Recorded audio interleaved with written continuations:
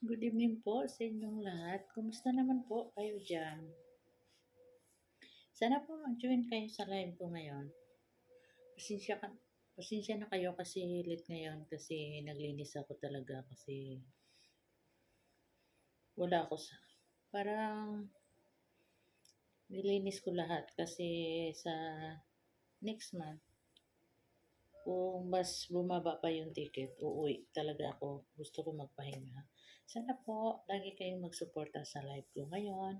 At pasensya na po minsan wala ako sa mood. Minsan minsan hindi ako ngumiti kasi sa dami kong mga problema na pinagdaanan. So, minsan hindi ko kaya kung anong gawin ko. Yun lang po ang masasabi ko sa inyo. Sana malood kayo lagi at mag-ingat kayo. Pasensya na po kung hindi ko kayo ma-entertain kasi alam na ninyo na sobrang pagod ko dito kasi walang pahingahan. Whole day talaga walang pahingahan.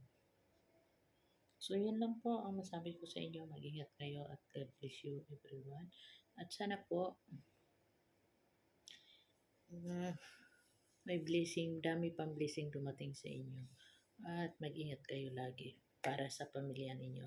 Yung inspirasyon natin, yung pamilya natin, at saka yung mga pangarap natin na kailangan natin to pa rin para naman din sa atin.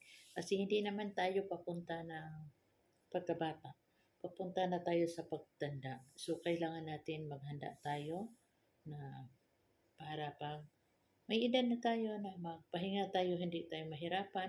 Kahit makakain lang tayo ng isda at saka tuyo, at least makakain tayo ng 3 beses sa isang araw kasi mahirap naman tayo.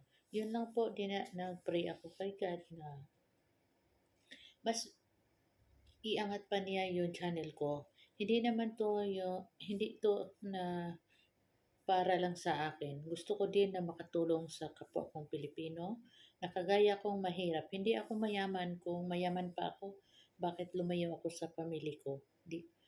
Imagine niyo, 2003 dito na ako sa Qatar hanggang ngayon, 2026 dito pa rin. So, yun lang.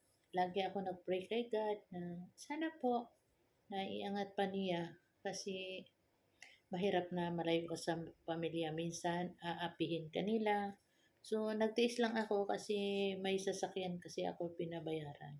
So, God bless you everyone and God bless to my family and please join my live now.